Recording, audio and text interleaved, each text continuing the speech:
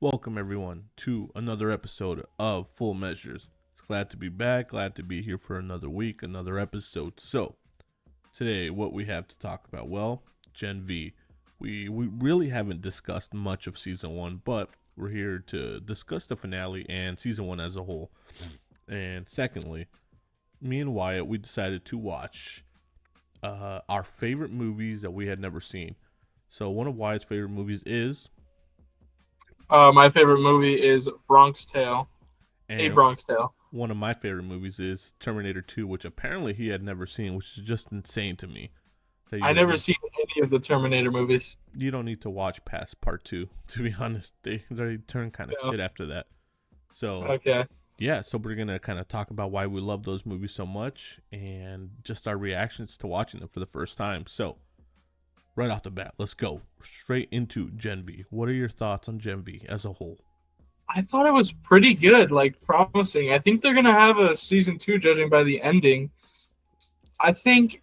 I mean, I don't know if I was very emotionally attached to the characters, but overall, it was entertaining. It was a fun show. I mean, of course, it's gonna be fun. It's gonna be fun to watch. It's superheroes, Right. but like, I liked the concept that they came up with the whole college thing going on there. I really like what they did with season one. I think season 1 was better than anybody thought it would be. Yeah, I didn't know what to expect from a spinoff of The Boys. To be honest with you, it could have been probably shit. At the same yeah, time, it could have been great. Like you really don't know. The quality could have been all over the place, but I think they really landed on their feet with this one. From start to yeah. finish, this was pretty good. I think. You know it's the boys when you get those wacky, like that wacky storytelling, like Yeah, ridiculous they stuff happening. they love penises, and I don't. Yeah, I don't know what it is. yeah. So, what did you think of just the characters of the show? I thought they were interesting. I don't know if I felt attached to them though. Like, I Yeah, don't think there was enough depth within the characters. Of course, they're probably going to be doing another season, so I'm sure they have a lot of time to build on these characters. But I think they needed a little bit more of like I don't even know what to call it. Just like storytelling. Like they need more character development. I think there's no standouts. Yeah, Everybody was good, right? Like yeah, everybody came in, they did their parts, they did a great job. But I don't yeah. think there's a character that really sticks with you. Like when you watch season 1, Butcher, Yes, Homelander. Uh, yes. while Huey is not the most charismatic character, we love him Mhm. because he's a sweet, lovable guy who experienced like a horrible tragedy. So Yeah, we're he's on a his side. very interesting character to watch. Yeah, and we don't get that with Gen V. Like I said, the characters start off almost as caricatures. Yeah, The stereotypical like they're like the obviously they're heroes, but they're like the jocks of the school, the popular kids. And you think yeah, that the girl who can control Kate, who can control people, like she acts like a typical stuck-up bitch, like get away from my man, this and that. But as the show goes on, they become real people. They're developed, and they're all yeah. good characters. But there's just no Butcher. There's no Homelander. There's no Huey, No. Starlight, the Deep, and he's memorable for all the wrong reasons, but he's memorable. Yes, You know? yes. Like I had to write down all their names here because well, that's one thing I'm bad with names. Every time I watch things, like I could watch one season, but once I'm like finished with a show, if I watch like three seasons, then I know everyone's name. But What's the one main season of character's name? uh, let me see, let me see, it is Marie, I think. Marie Yeah, Moreau, right? yeah, I think I believe where so. Gen V really excels is in its plot, its mystery, and like the world building, the continued world Yeah, building. One of the most underrated aspects of the boys is their world building. Like the world they've created, how expansive it is, the like political satire of it all, it is so well done.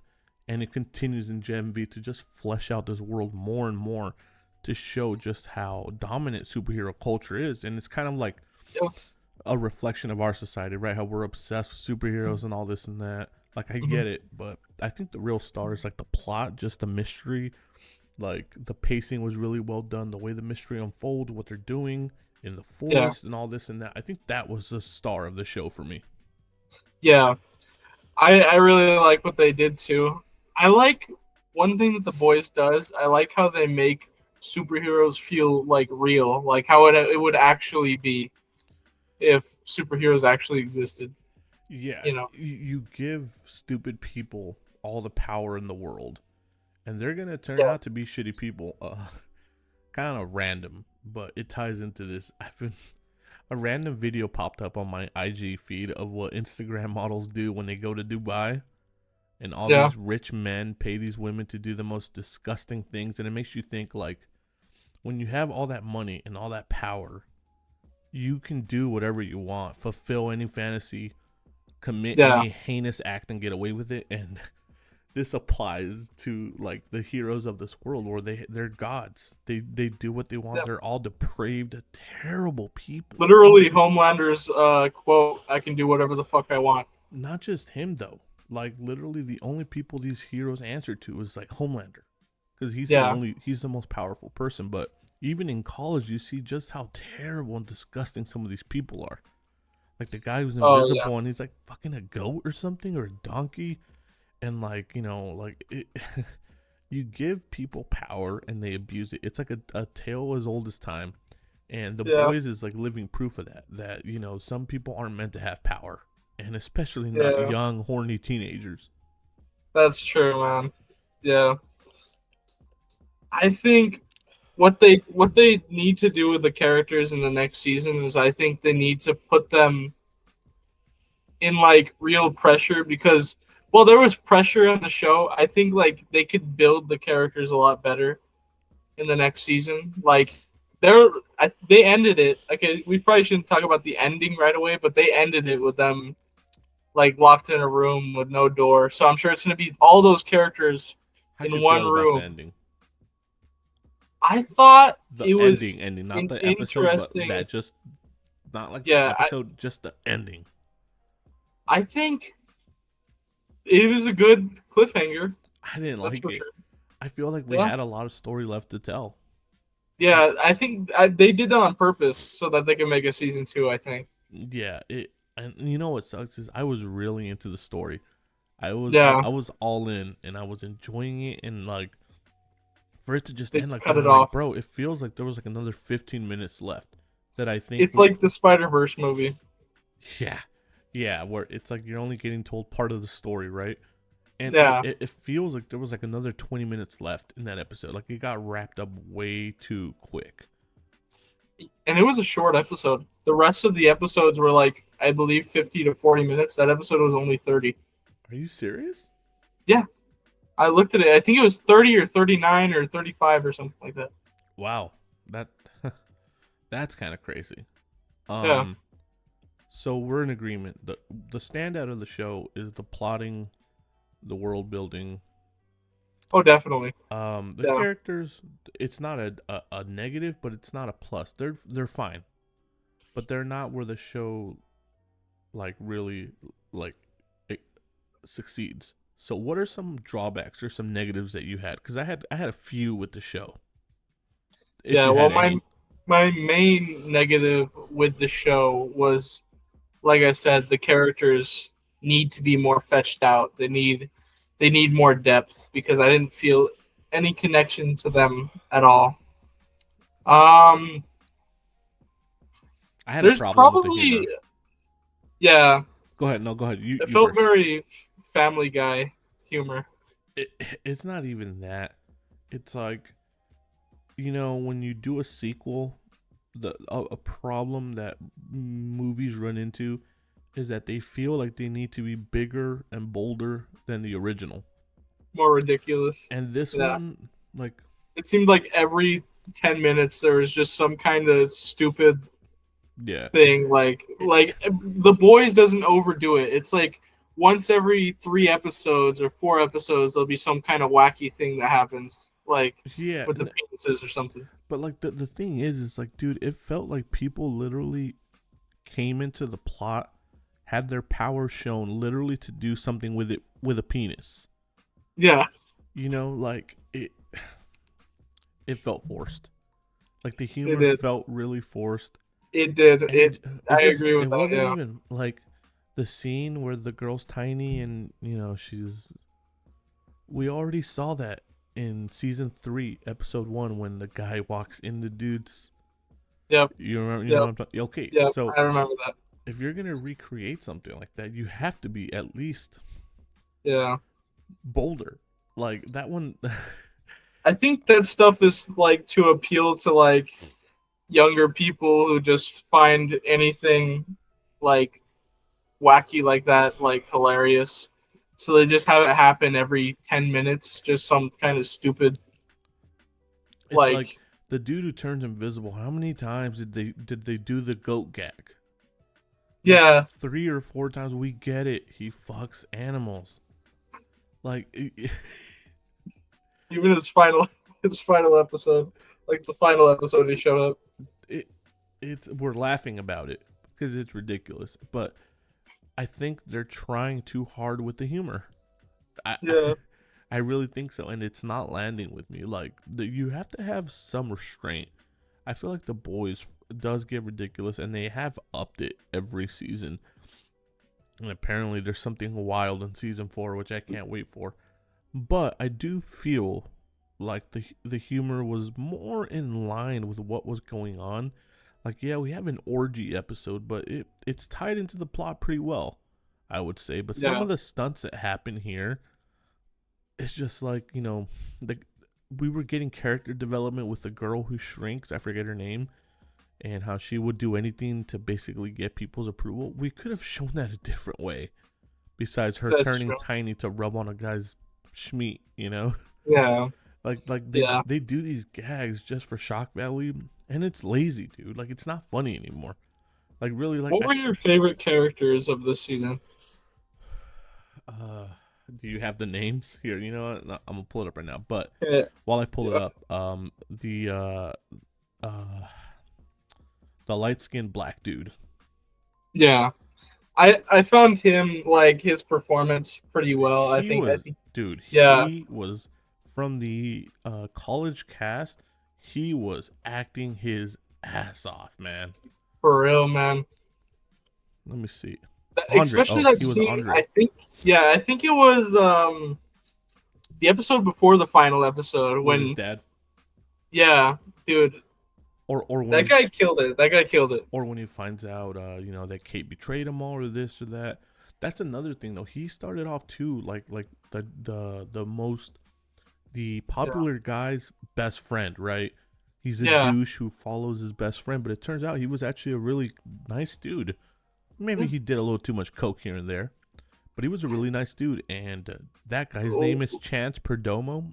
He absolutely crushed it. By far the best performance of the show.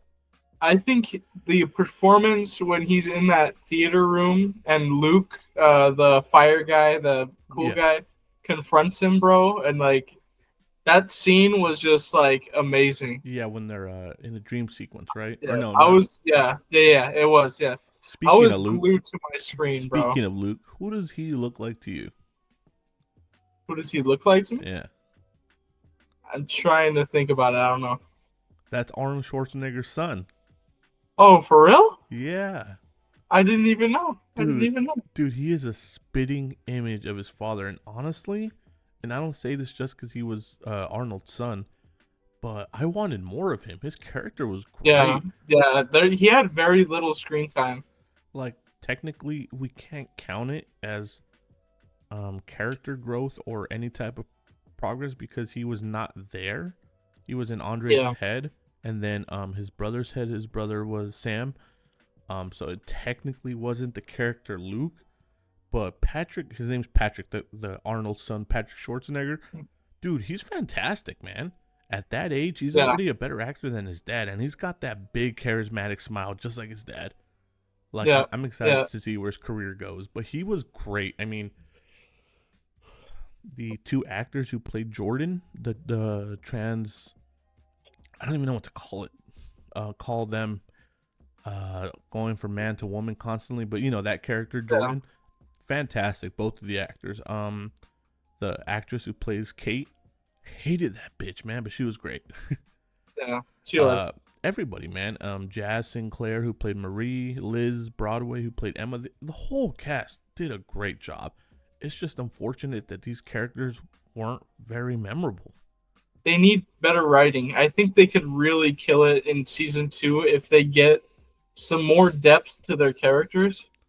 That's the Like the thing, though. backstory of Marie was I found interesting, but it was very short. It didn't go It was anywhere. like, yeah, it It, was it was so short. It was like 2 minutes. Just they're eating breakfast or something, and then she kills him, boom, yeah, she kills him. and Yeah, she feels regret, and she Mhm. wants to see her sister, and that's kind of it. Like they do this thing where, They should like have done more with her sister. I think they for do, sure. they do this thing where they kind of started an arc where she's like, I just want to be a hero, and then Yeah, she kind of accepts being a hero in the public eye, even though she wasn't there to do anything. And they could have done something with it. Where like, is it the right thing to do? And then she learns who the heroes don't really exist, but they don't do anything with it. Wasted, wasted character. yeah. They definitely should have done more stuff with their sister too. Like, her sister was there. She has like 2 scenes in the whole show, And then the and actress, for such a big prominent like part of the story. Like they need like she's a big part of the story for that character. I think they needed more time with her. yeah, she started off as the protagonist, but as the show went on, there kind of wasn't a protagonist. It became a real ensemble show, kind of like The Boys, Yeah, where yeah, at first Butcher wasn't really a protagonist, but he kind of feels like it now because he's the one pushing the narrative. But Huey technically started as a protagonist, right? yeah. But and another character too, Kate Dunlap, the one who can hypnotize people with her touch. Her character just like, sure, she feels regret for what she's doing, but her character doesn't really go anywhere. Yeah. The same thing with Emma, the chick who can turn big and small. Like, she wants love, she wants acceptance, she wants friendship, and she falls in love, I guess, really fast with the first dude who was nice to her. It just doesn't go anywhere. I Yeah, think the backstories they did were way too short.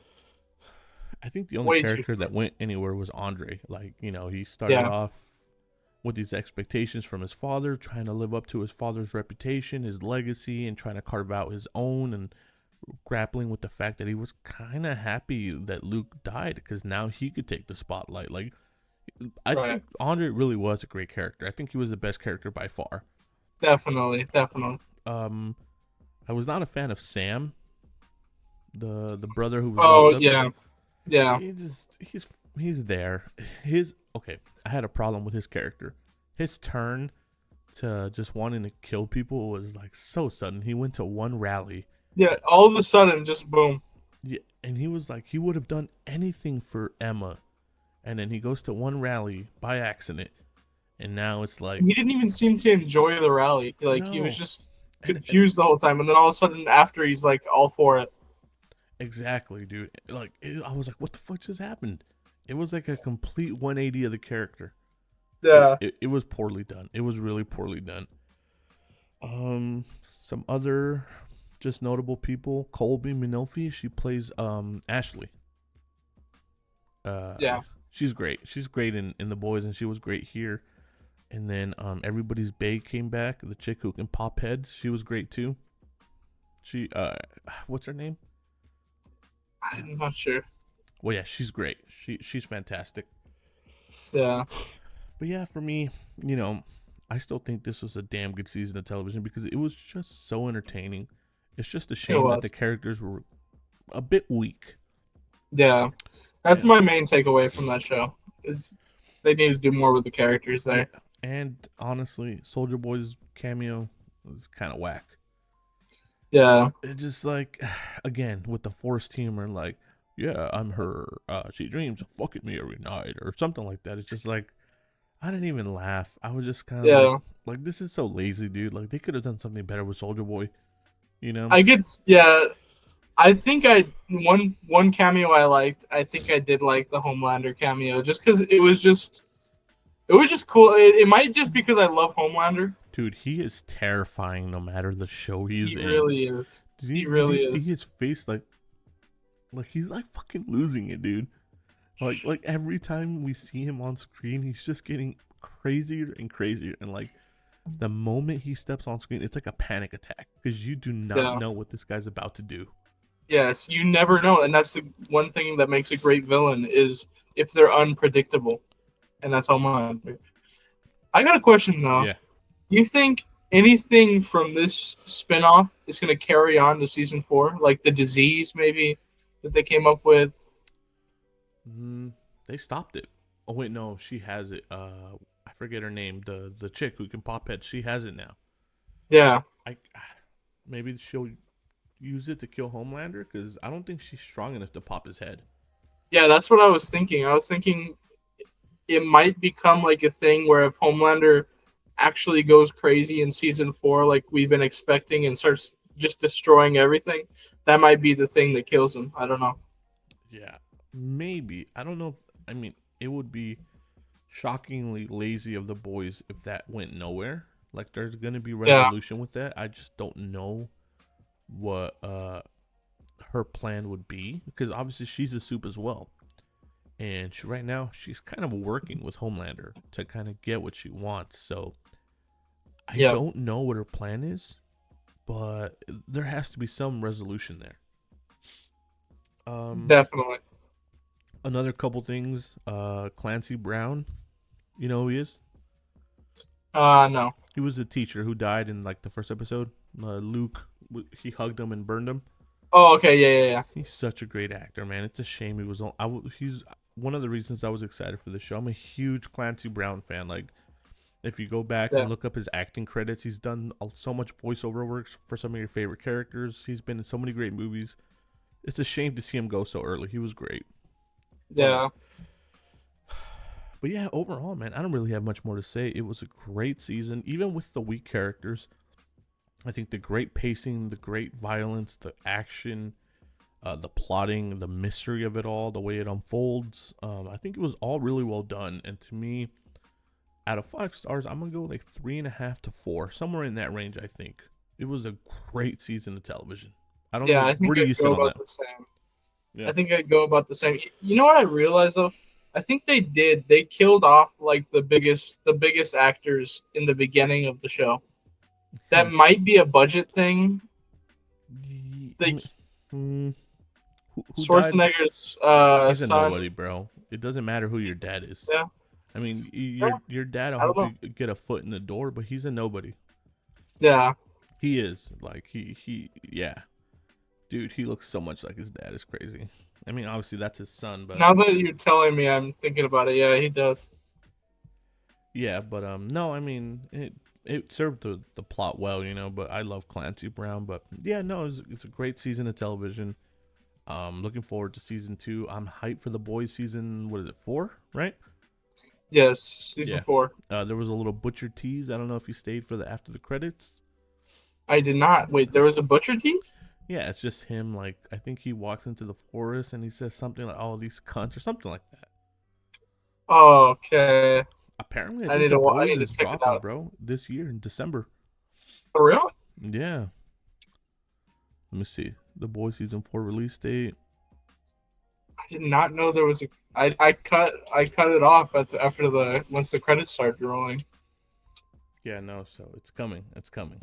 All right. Still, So yeah, that's it for Gen V. Great show. Great job, Prime. Prime Video's killing it, man. I mean, they. fantastic, man. So, Wyatt had this idea, or he's been asking me to watch A Bronx Tale for some time, and Yeah. he had this idea. What if we watch each other's favorite movies that we've never seen before? So I had never seen A Bronx Tale, and he had never seen Terminator, which is wild. I mean, that's just insane. Yeah. There's a lot of things, like a lot of franchises. Like people didn't believe I never watched Star Wars till I did. People didn't believe I never watched the Terminator. I never watched the Rambo movies. Really. I never watched. Yeah, I never watched. What else haven't I watched? I think that's it. So I'm sure there's other things, but So before we get into just kind of our reactions, let's first talk about why do you love A Bronx Tale so much? Why is it your favorite movie? First, first thing for me is probably nostalgia, but I also think it is just a wonderfully directed and written movie. And it's Robert De Niro's directorial debut, so Came out strong, dude. yeah, very strong. Um, I mean, for me, it's Terminator 2, dude. To me, it's the greatest sequel of all time, the greatest action movie of all time. I loved it, man. Some of the best stunt work of all time. One of the best stories of all time. It's T2, bro. Like I grew up on this. Hasta la vista, baby. Um, I now know why you cry. The thumbs up at the end makes grown men cry. Like, dude. Dude, yeah. The thing, Dude, the thing about Terminator Terminator 2. 2 was so good, man. The thing about Terminator 2 is that yes, it's a blockbuster, but it's a blockbuster that has you kind of think. You know, it's this bombastic, crazy sequel about time travel, but it also deals with fate, with free will.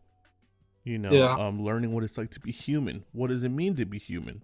And all these different ideas and themes. You know, AI, nuclear war, this and that. Like, there's so much going on there, and it's one of the best movies of all time. Like I said, I think it's the greatest sequel ever that I've ever seen. Yeah, like that ending though, dude, it hurts so much because he's just wanting a father, a father figure, and he finally finds it in this Terminator. It was so sad that he had to go, man. One of the greatest soundtracks of all time. Dun, The dun, music, dun, dun. No, bro. I We can't talk about music because, bro, you're talking about music. A Bronx Tales music. Oh my god. yeah. But we'll get into that. But yeah, dude, the soundtrack for Terminator. Dun dun dun dun dun dun dun dun dun dun. Dude. The minigun scene. Oh, dude. That was freaking epic. I love that part, man. Well, I'll tell you later. But okay, cool. So, first of all, real quick, because I mean, Terminator 1 is a classic. It's one of the greatest. It's more, I would call it more a horror movie, dude. It's like a slasher movie. Oh yeah. What were your thoughts on Terminator 1? Terminator 1 I really enjoyed. It brought up the question, like, does bad CGI ruin a movie? And I don't think so. Because You're talking about the there scene when was, he's working on himself? yeah. And also probably like the opening with the flying things that look like toys Yeah. flying around. But it didn't really, okay, I can't say I didn't pay attention to it because I'm not from that time though, No. Like nowadays we get things that are pitch perfect, but back then that was probably very impressive back then. This was James Cameron's first movie, I believe, and they didn't give him a budget to work with. Like, he basically made this movie from nothing. You know, this was his baby. This is actually impressive. It's what helped launch his career. Yeah. But I still thought that the characters were very memorable in these movies, both of them. Sarah Connor and Kyle Reese. Yeah. And of course, dude, Arnold. Bro. One of the most intimidating and scariest villains of all time, no? For real, man. He is. Like, Terminator was freaking terrifying. And I always thought that Terminator was a good guy, and I guess that's because of Terminator 2. Yeah. So, and I wasn't expecting him to be a villain in the first one, but he was, and it was a very good villain. So did that make the surprise better in Terminator 2 when you realize he's the good guy? It did. It made it way better. Like I was very confused on why there was two Terminators if you walking know around. Nothing about Terminator, that is one of the greatest movie twists of all time. Like, if you just watch Terminator 1 and here you see a friendly looking cop, small, thin, kind of looking for John, and then you see the T-800 crass beating people up to take their clothes. Yep. That is one of the best twists of all time. If you've never, but apparently when the movie was coming out, they spoiled it in the trailers that Arnold was a good guy. Oh, really? Yeah. I never knew that. I always thought it, but it's probably just because Arnold, he's iconic. I wouldn't have ever thought they would have made him a villain. Well, he But in wasn't season iconic at the one, time. yeah, you got to think about that. And then in season one, I mean, why am I saying season one?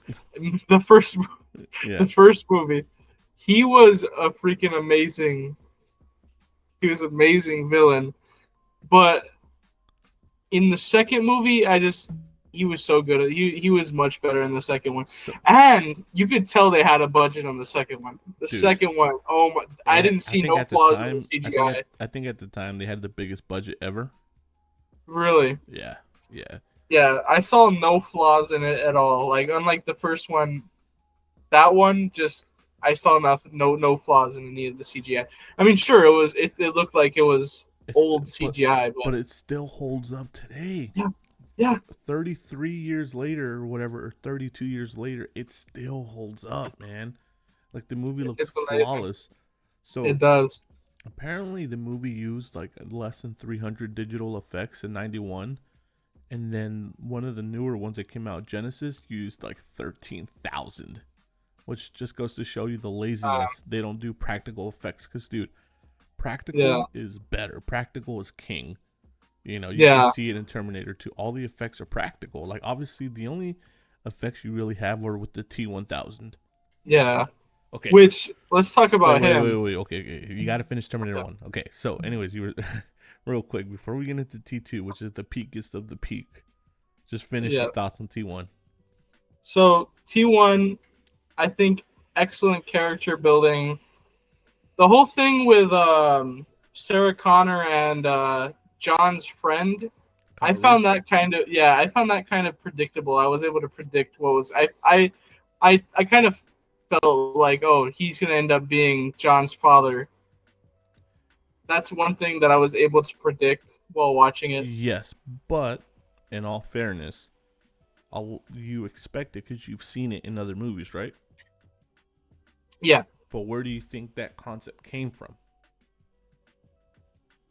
So this was I'm saying this was a fresh idea when the first Terminator came out. You know what I'm saying? Yeah. So, yeah, I'm sure it wasn't predictable back then. But that was probably the only problem. I mean, it was a fun movie to watch. Like, yeah, I love action movies. A lot of people rank it as one of the best slashers of all time because it really is like a slasher kind of like Jason Voorhees type movie, the unstoppable supernatural killer monster, hacking people to pieces, like because they didn't have the budget. I wouldn't call it an action movie, to be honest.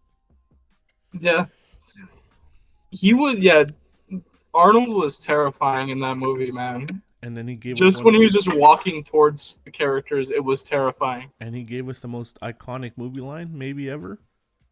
I'll be back. I'll be back. Yeah. Like it's so good, man. And he just fucking crashes like right through the police department, and then that slaughter in the police department's insane. Like just how unstoppable he is, And to think if that was coming after you, bro, like that makes it even scarier.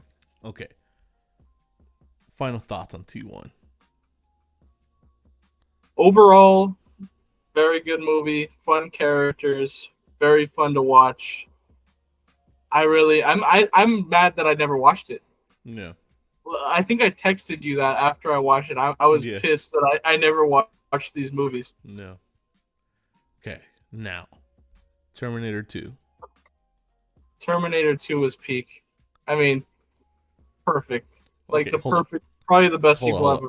One of the best heroes of all time in Arnold. One of the greatest villains of all time in the T-1000. One of the best female heroes of all time in Sarah Connor. Yes. One of the best movie soundtracks of all time. Some of the best practical and effects of all time. Like some of the best pacing. Dude, it is literally just not a boring moment in that movie. The whole movie, even though I think it was 2 hours and 20 minutes. It's a long one, huh? There wasn't a single boring moment of that movie. I watched it, and I just loved it. Of course, it was 2 a.m, so I had to pause it like with 20 minutes left because I was passing. I was straight up passing out because that's like the latest I Right, stayed right, up right, in a right. while. Yeah, yeah, But yeah. it was very good, very good. The T1000 Dude, was even more terrifying than I think Arnold was in the first you one. know how wild it is to see Arnold thrown around like a bitch? Yes, Like bro. that's Mr. Olympia. Like this is 91, so Arnold was at the peak of his powers. He was, the greatest bodybuilder ever. He was in Yeah, every action movie. He was literally the king of Hollywood. And here he is getting ragdolled like a bitch by a man half his size. Like that's insane. Like you just don't see that. the The power Rock, you see with this guy. someone like The Rock, it's in his contract that he can only take a certain amount of punches and he can never lose a Yeah, fight. Dude, yeah, I heard Arnold that. Yeah, lost just about every fight in Terminator 2. yeah, that's legendary, dude. Because it just made it so much. It just made him so much more terrifying just to see him, especially like in the scenes when he's chasing them with his freaking knife hand, just stabbing people. One of the The greatest effects, runs of all time.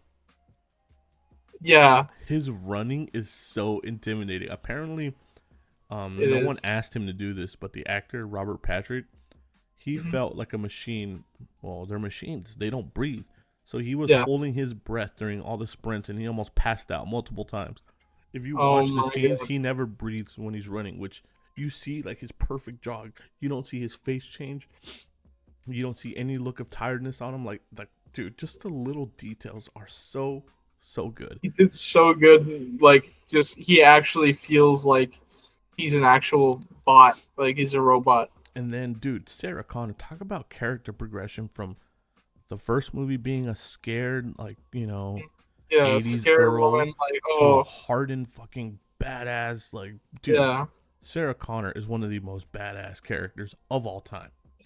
I loved how they did that because she didn't believe in the first one. She didn't believe that she was gonna become this big like badass hero. She's like, oh yeah, me, just some woman, some like middle aged, I think. She was young. She just yeah. Oh, she was young. Yeah. She didn't believe it. She's like just some normal mom is gonna end up Dude, this big hero. she was jacked. Yeah, She was yeah, so jacked. And like I said, nowadays you see studios go out of their way to create these strong female heroes mhm, when it goes to show you when you just make a character who's a badass who just happens to be a woman, it yeah, makes it so much better instead of making yeah, a badass woman. You know what I mean? yeah. She was so good, man. The the directing with the action in both of the movies was impeccable. It's I James mean, Cameron. He's the king, dude. yeah, And James Cameron is one of those guys, man, where he will put himself in danger if people won't do it themselves. Like there's during the peak highway chase, there's a yeah, shot where one of the helicopters flies underneath a bridge. I don't know if you remember this shot. Well, apparently the crews refused to film it because they said it was too dangerous. It's not worth the risk. So Cameron said, "You know what? Fuck you then."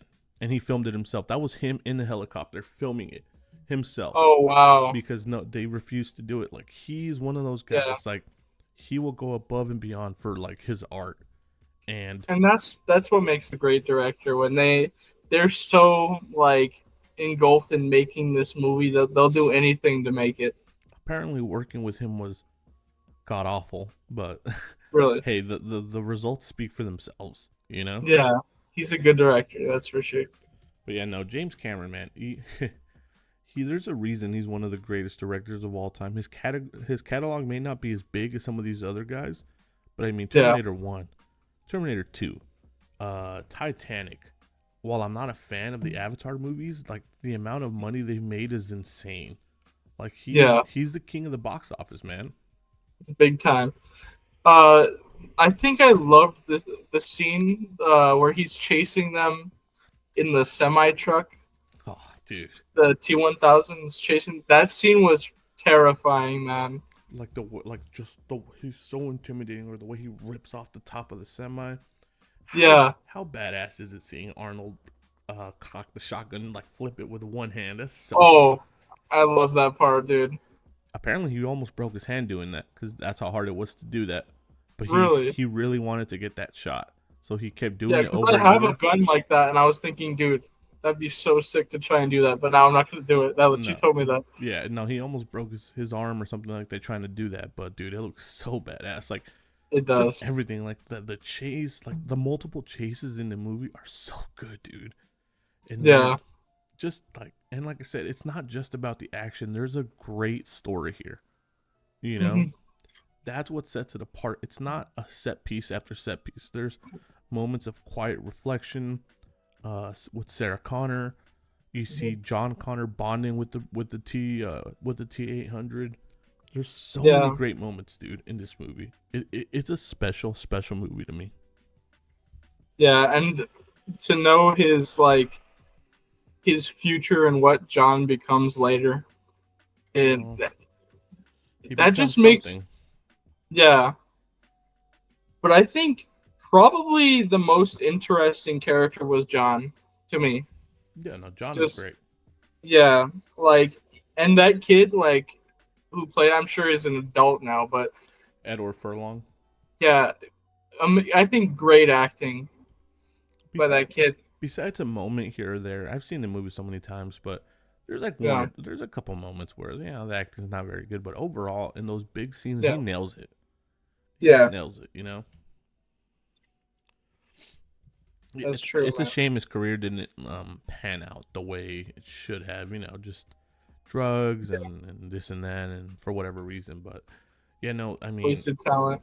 I we have to talk about Arnold, man.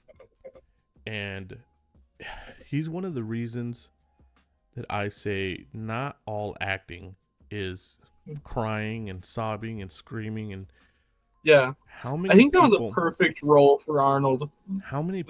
could pull off the Terminator the way he did. Yeah, to be like believable as he was It for that takes character. talent. Like you can't just get some random buff dude off the street and have him Right, play the Terminator the way Arnold did because I don't know how right. familiar you are with Arnold's catalog, but I'm not. he's a great actor. He's done some great movies. He's given some great Yeah, performances, especially as he's gotten older. He's gotten better as an actor.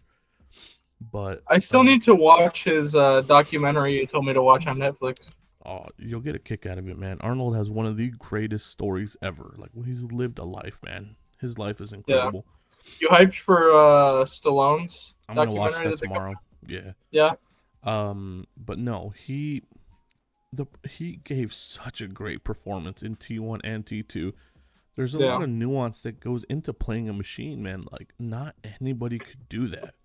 And yeah. even as a stoic machine, he's so charismatic when he does open his mouth to speak, you know? Like he's so good. Like Arnold is one of the most charismatic people ever. He And is, man. there's no one who could do what he did. And I'll Yeah, stand on that. Like sure. Can he act like Robert De Niro? No. But could Robert De Niro do what Arnold did? I don't think so. I don't.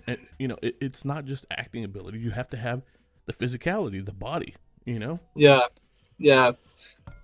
His performance was so good that it made me really wish that his character had feelings, man, because it was just very sad knowing that he was just some bot. He had no feelings for But anything. then the ending, like I now know But why they you made cry.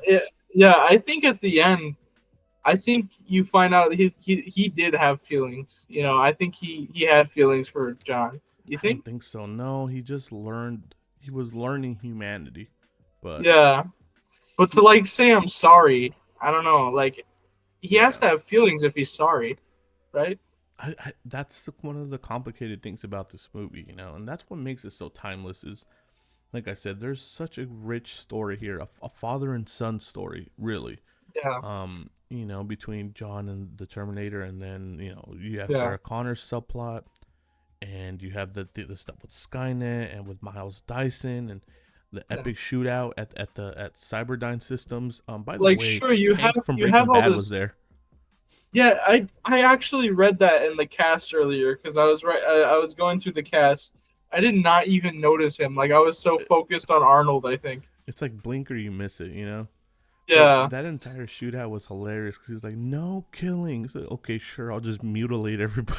Like it's just hella funny, dude. But But I think sure you have like all the action there like in the movie, but you also have like a message, you know, you have a story in that, which I like. You watch like a lot of action movies, it's just nothing but action. I yeah, cannot stand that. I can't stand it where just like some people flying around in jets or running around in robot machines, I don't know, fighting each other. I just can't stand movies where there's no story, no message, no depth. It's just pure action. I can't yeah. watch that. Like I said, man, Terminator 2, man, it's about, what makes you human, discovering your humanity, fate, Yes. free will, the dangers of AI, nuclear war. Like there's so much going on like with the script. Like it's a very tight script. Yeah. And it's a movie with a message, and that's what makes it so endearing is like the characters, man. You bond with all the characters. Like, dude, like, no lie, Terminator 2 is one of those movies that makes every man cry. That Yeah. ending, that ending when with the thumbs up, oh dude. It's I, so sad, man. I wish he could have stayed.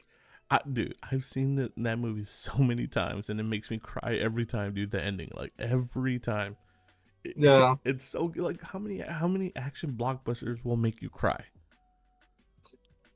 I don't think I've ever watched an action blockbuster that made me cry. Yeah, exactly, man. Terminator 2 to me is one of the best movies ever, if not the best. Yeah. Like I just think it's perfect. Like when you think of a sequel, what makes a good sequel to you? Like what are the parameters that you need to see to call it like a sequel I great? think it has to build upon the original story correctly.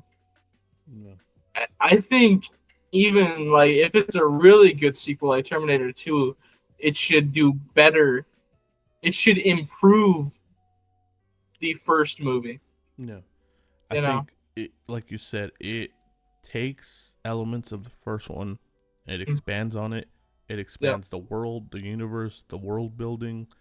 The obviously the action is bigger, it's better, it's bolder, it's Yes. faster. But like it's really about the character work that goes into this. Like Sarah Connor, such an interesting character. John, the T-800. Yeah. Those three, they're like the core of the story with a lot of other great characters sprinkled in. But I think Terminator 2 is like when you look at a great sequel, that's what pops in your head. Or like, The Yes. Godfather or Empire Strikes Back or whatever. But yeah, it's like an all-time movie. I mean, where would not you don't have to give a number, but is it pretty up there for you like for best movies you've ever seen or no? Oh yeah. It's definitely it's up there. That's for sure. Yeah. I've seen I haven't even seen like I'm not that much of a movie person. So, but I've seen a good amount of big movies and that one is up there for sure. Especially for sequels. Like if you're saying sequels, that's probably the best I've ever seen. Best sequel I've ever seen, for sure. All right. Well, you know, any closing thoughts before we move on? I think it was a really good movie. I can't wait to rewatch it. Rewatch one and two because now it makes me think like I think it'll watching the second one, Don't bother it watching any of the other ones, dude. yeah. I mean, Okay, I won't. Terminator 3 is not bad, but Yeah, everything after that is pretty awful. So don't bother. okay. Anyways, Yeah. I think watching the second one improved the first one. Like I think now that if I rewatch the first one, it'll be even better after watching the second one now.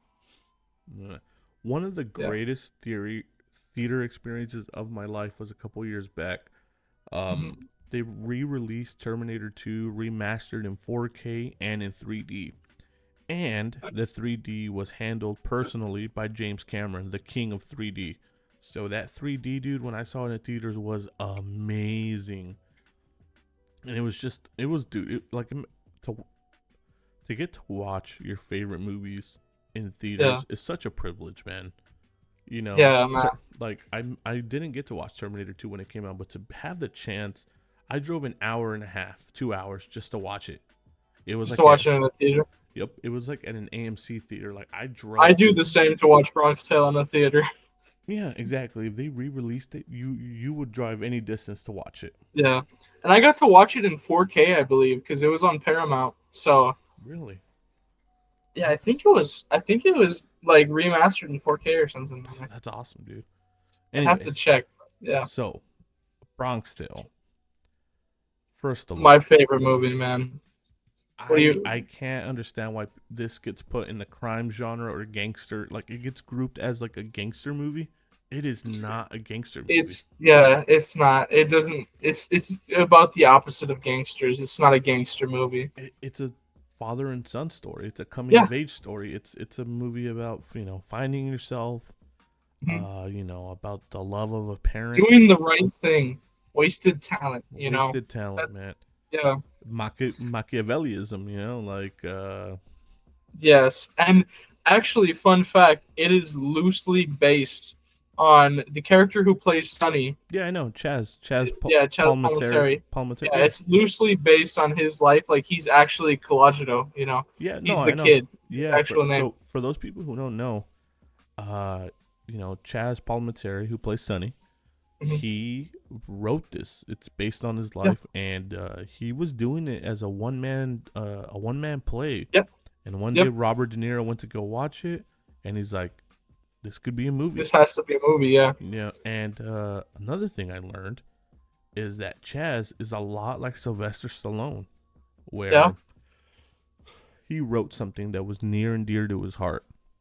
Yeah. He is, wanted to play Sonny. and they said, "Nah, we'd rather have someone We want else." someone with star power. You're And just some nobody. they offered him so much money I think to it was just. 2 million.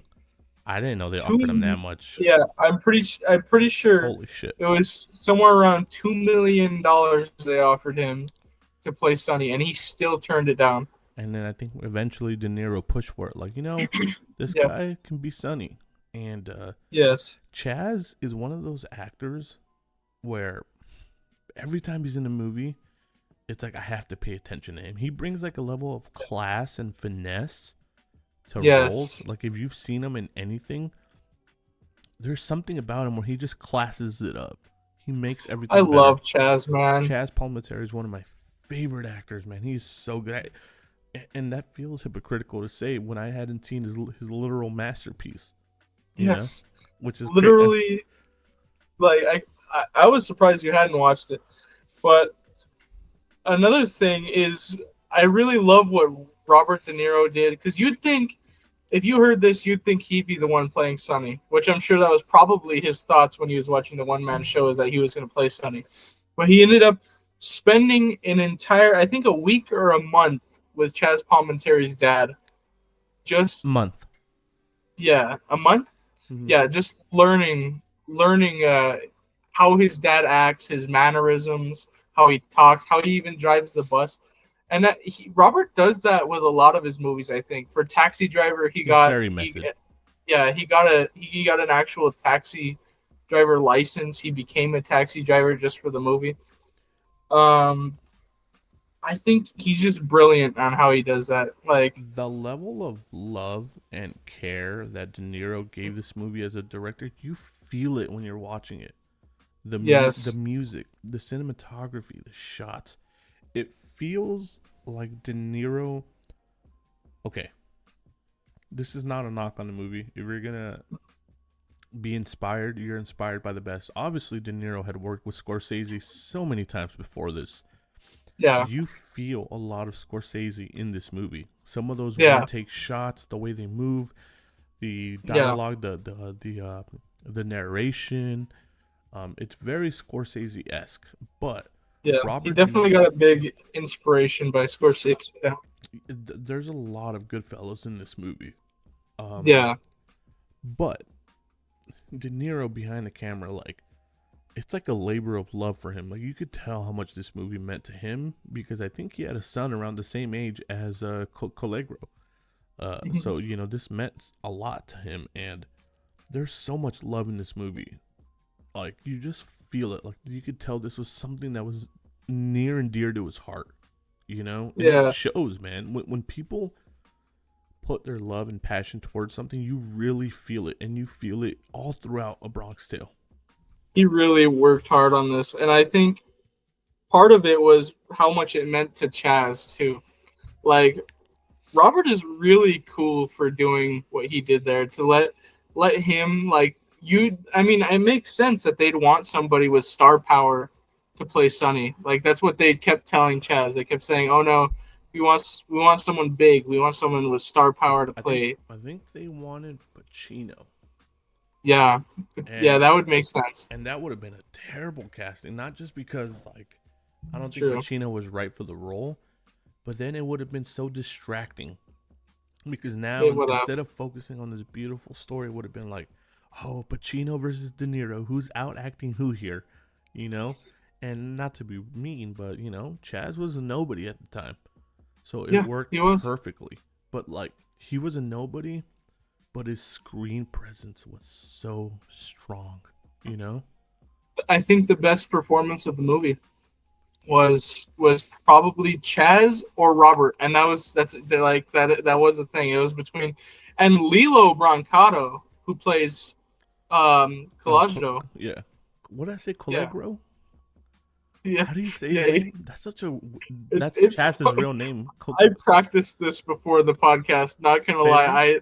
I say Collagio, Dude, I believe. that's a Is terrible that name. No, Yes, I sat no here wonder he goes by before we did the Chaz. pod.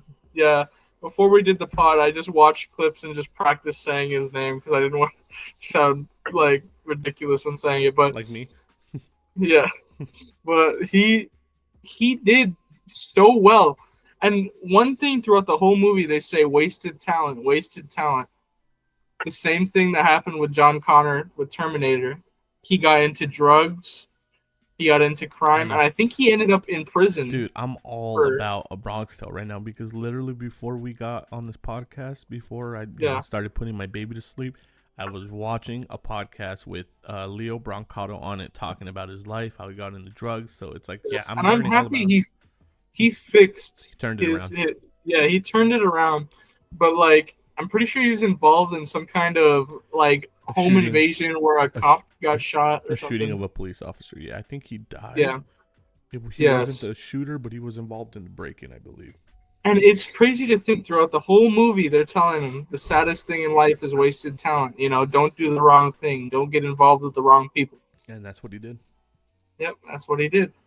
And it makes sense getting involved with such a big thing at such a young age. You think you're on top of the world. You're with Robert De Niro over here. You're doing a Hollywood movie with Robert De Niro. And then you're on what turned out to be one of the biggest shows of all time, in Sopranos. Yeah. You know? So you're young. You weren't an actor before this. You were just some teenager running around on the beach. Yep, they picked him off the beach, man. That's Yep. crazy. A casting director found him. He did his Robert De Niro impression, and they gave him a audition. And When I was watching that podcast, they also brought up, that also happened with Matthew McConaughey. really, Yeah, he was like a lawyer, like a student, working to be a lawyer, and someone saw him and they're like, man, this guy has something. And they're like, do you want to be in this movie? And the movie turned out to wow, be Dazed and Confused. wow, Yeah, dude, yeah. it's So crazy. I just think the storytelling. There's only one thing I think that is lacking in the movie, and that is, I think, some acting at certain parts. I think with I think her name is Jane, the black chick with Lilo. I think some of the acting in those parts can be a little iffy, but I'm able to look past it because I think Yeah. the writing was good enough It's, to. I don't want to say child actors, but I Yeah. feel, actors back then at that age versus now are very different. Like, they're Yeah, more polished nowadays. yeah. It Dude, felt like I was watching a play, kind um, of. I think. yeah, it felt like a play at times, which Yeah. could be a knock for some people, not for me. But young Collegio, that kid was so cute, man. Dude, that kid actor was better than a lot of actors nowadays. He did a He great killed it. job. Yeah, he did a Yeah, great job. I loved that Joe Pesci cameo at the end. yeah. At the end, yeah. That was great. That caught me off And guard. they tied him. They tied him in very well, I think, with the guy getting his head hit in the through the window with the baseball bat in the beginning, and Yeah, you find out that was him. he's like, you don't remember me. One thing I loved about that, and Leo Brancato talked about it, like, is that ending is open to interpretation. Why did that guy die? Was it really over a parking space? Was it Yeah, a matter of respect? Was it he owed him money? Like, I don't know. That ending, I don't know how I feel about it, but in a good way. Like, it left me thinking, you know? yeah, yeah. And So, also to think like at the end, Colagino says, "I think I'm done with the bar for a while." Like yeah. Scary, straight. yeah, he's done with that life, you know. And, like, maybe he feels like Sonny kind of, well, no, not gave his life for him, but he saved his life, you know? Yeah, Who had a bigger yeah. influence on him in the end, his own father or Sonny? I think Sonny. I think for sure Sonny had a bigger influence on him. It, You know. it sucked the way he would talk to his father, like, the working man's a sucker, or like, Yeah. hopefully I don't get a nosebleed up here, Dad. It's like, you fuck. Your dad works for a living and he's doing his best, Like, Yeah, well, that's just little scenes like that. Just like they seem insignificant, but they add a big like just that scene in it's all the part of the boxing story. match. Yeah, it adds a big like if you look back at it, it's telling you a story. Just that little scene of oh, we're sitting all the way up here. It's because I paid for these tickets. I worked for the money that I used to pay for these tickets. Yeah. I, You want to go down there with those criminals? Go down there. You know? yeah.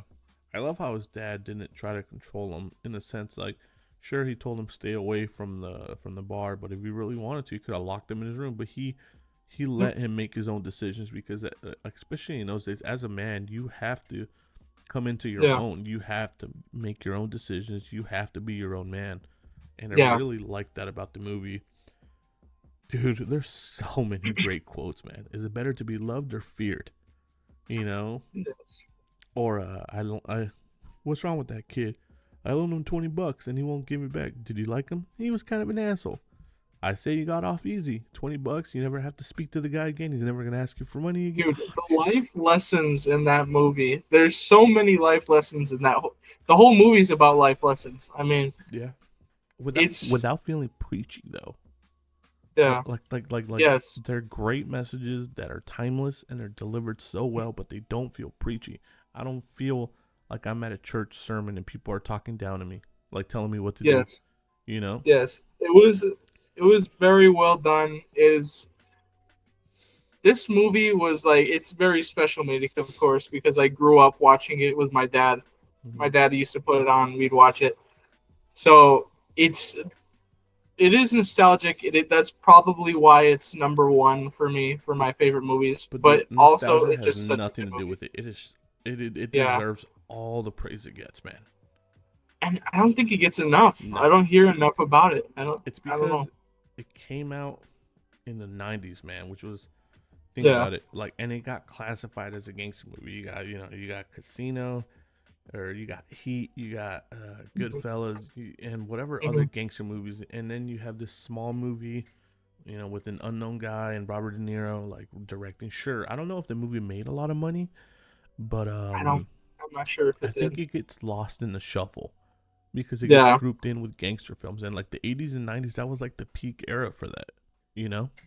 Yeah. It is such a good movie. I think the writing that they did just I don't know who wrote. I think Robert and Chaz teamed together to turn the one man show into a script. They made the script together, and And they did just so good, man. I think the stories are all flow really well, because at a certain point we get kind of racism thrown into it, and Yeah, it could have felt very stilted and jarring, like if it was yeah, kind of forced in there. But I yeah, think they were able to weave it in so nicely to the overall story. And it felt realistic because and it makes sense because it's Chaz Palminteri's life. That's why it felt so real. He had experience with all of these things. It was the It felt so 60s, man. true. Yeah, it felt so true to life and how it actually was back then. If I mean, It's all one. the characters. It's one of, like, I hate using this term, but it's one of the realest movies ever. Yeah, Like and it's authentic, man, down to its core, down to the apparently to the slang they use. Like everything was so well researched by Bobby De Niro and Chaz. Like this is as authentic, as real as it gets. the guy who plays Eddie Mush, the unlucky guy. He was a real Did you? gangster, right? Yeah. Yeah. No. That was a. It was played by the real Eddie Mush, like the actual unlucky guy. They Really? said, "Who can we get to play this unlucky guy?" And he said, "I know the actual guy." And they said, Chaz said the first day, his first day on set, it rained. His first day on the set of Bronx Tale, it rained. I read that about De Niro that he's like, I don't want actors. I want real Yeah, people in this movie. You know, yeah, like obviously I love you're that, gonna have bro. me, you're gonna have Leo, and you're gonna have Chaz. The rest, I Yeah, want real people, and that's what they did. yes, Those were real gangsters in that movie, man. they did so good. Yeah, I'm pretty sure even the bikers and the iconic biker scene, one of like the best scenes ever, Now right yous there. can't leave. Yeah, I'm pretty sure those were actual Hell's Angels bikers that they used in that scene. Yeah, this movie is just filled like what did you do in prison? Well, you can lift weights, get into trouble, or read. What did you do? I read. What'd you read? Yeah, Machiavelli. Ever heard of Niccolo Machiavelli? And he gives so many lessons that are Machiavelli esque, like the availability yeah, one, like make yourself available. The way he treats his people, where he treats them well, but not too well, yeah. and the whole love and fear thing. Like, is it better to be feared or loved, and this and that? Like, it's straight out of like And Machiavelli. If you've ever to watched, speak about fear, one of the most terrifying scenes when he leaves when Jane pretty much dumps him and he goes and Chaz like pushes him up against the wall and he's like there was something on the hood on the engine. I think he says there's something on the engine. okay, I was watching this late, so I was a bit tired. What was that about? Like, it can't be a tracker because those didn't exist in the '60s. What was the issue? He thought it was a bomb. He said like the car didn't start and there was some. He opened up the hood and there was something on the engine and he's asking him what was it? Because I guess back then people would get blown up in their cars and stuff. They'd attach something to the engine, and so that scene I think is just it shows like Sonny's dark side. Like throughout the whole movie, you It think shows who he's Sonny such a really nice was. guy, yeah, but really you find out he's a criminal. And this was right Overall, after he's right yeah, after his dad told him, like, he doesn't trust anyone. yeah. Like, Dad, he trusts me. I'm his special And friend. he And asks him in the car, he's like, "Can't you trust anyone?" And he's like, "No, I can't." that's no way to Yeah, live. Yeah, well, that's how I have to live. yeah, And it's sad, really. yeah. That scene, the acting by Lilo right there in that scene where he cries and he's Yeah. like, "You were like a father to me." Like, I would never hurt you. Like, it's just so Yeah, heartbreaking because that's like his yeah, hero, like, not trusting him. yeah. And it, Like it his would. own father. Yeah, yeah. And like his real father told him, like, he doesn't trust anybody. Like, the moment he thinks you're against him, he'll discard you. you Yeah, know and throughout this movie, from start to finish, it's just like a mounting life lesson. Like, Leo is yeah, just learning life lesson after life lesson. He may not know it at the time, and I love that quote because it is one of the they've said it multiple times, but it is one of the realest quotes ever put in a movie. You'll get yeah, it when you're older.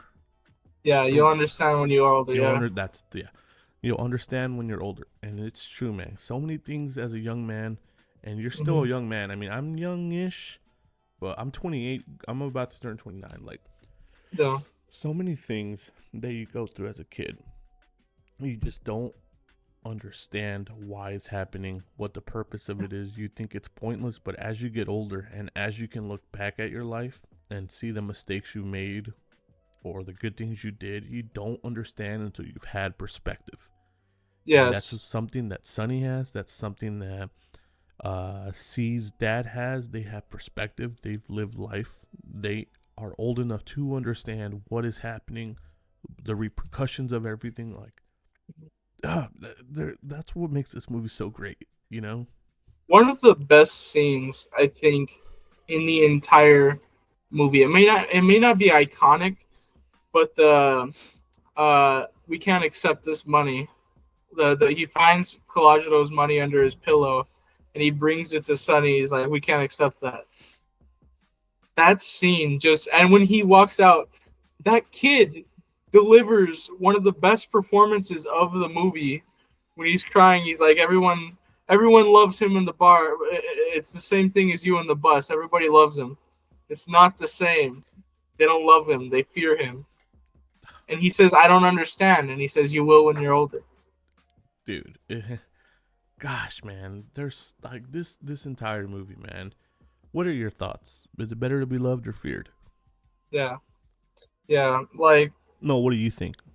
I think probably, well, obviously loved, in my opinion. If you were Sonny, though, what would you prefer? If I was Sonny, said, well, definitely feared. Because in that life, you got people coming after you. You want to be feared. You don't want to be loved. And I love how self-aware Sonny is. I'm Yeah. funny, but when I walk in here, these guys laugh. I'm not that funny. Like Yeah. he knows these people are only with him until they see a better opportunity, a way to get him out of power. He knows that he has to be feared because these people will walk all over him if he's not. And the same thing And The happened. Sopranos ripped I that. was literally gonna say Yep. that. Yeah. Yep. Yep. The whole When he's golfing. the yeah Oh the no, whole no. Yeah. Go ahead. Go ahead.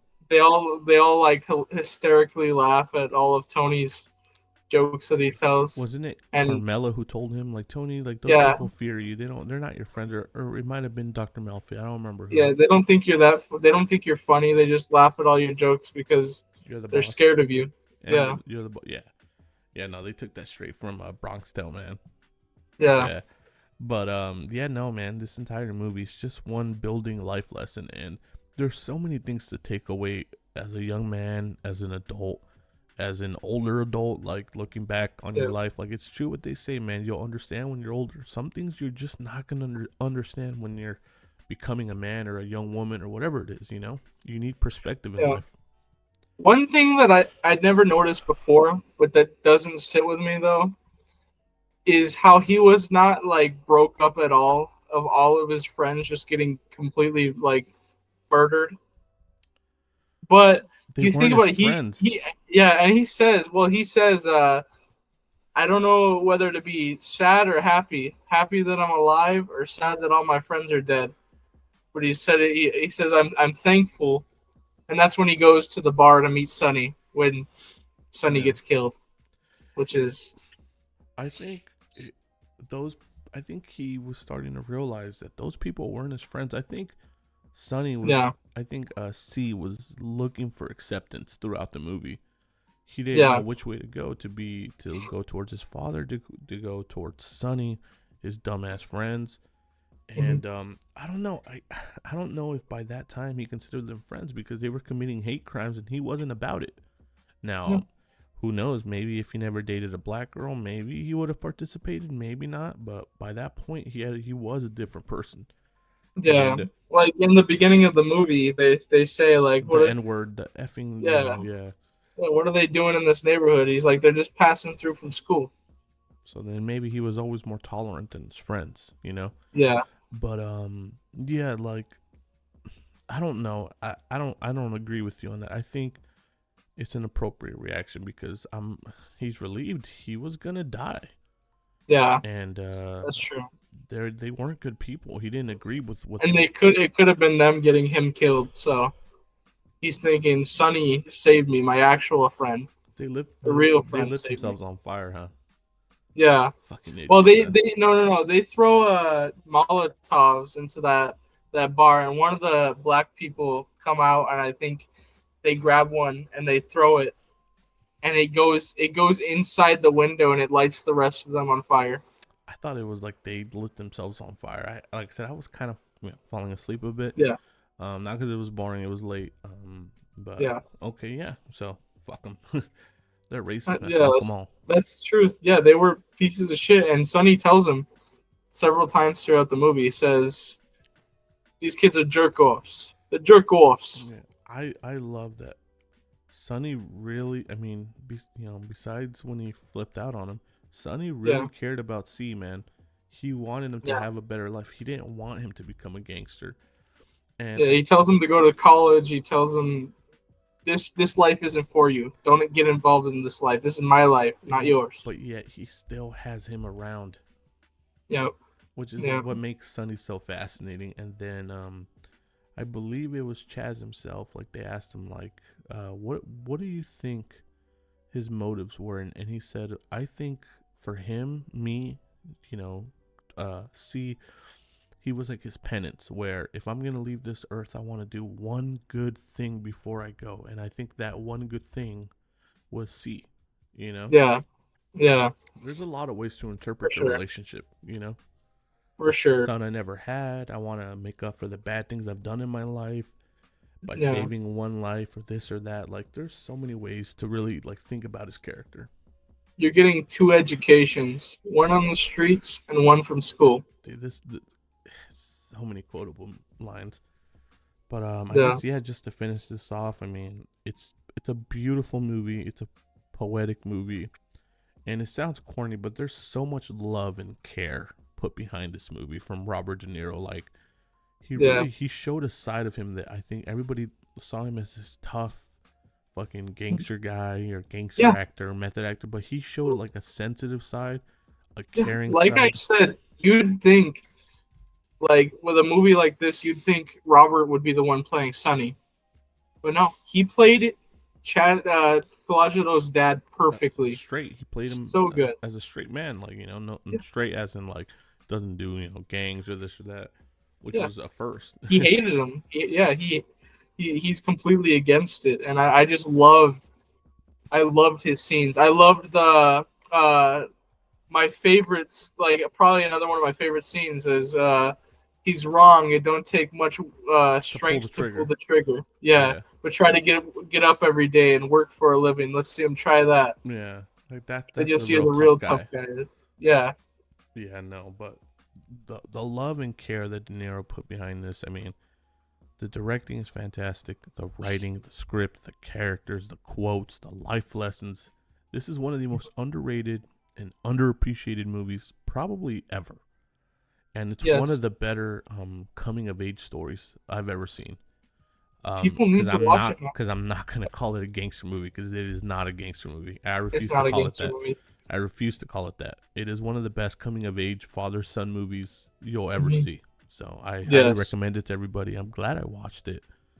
Yes. Man. And that's it, man.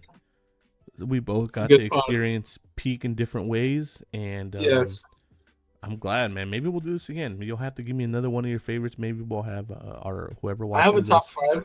Yeah, whoever watches us can vote on what we watch. So, yeah, guys, that's it for the podcast. Thank you guys for tuning in. Make sure you guys follow us on all our socials. Keep up with us. Thank you guys for tuning in, and we are out. Later.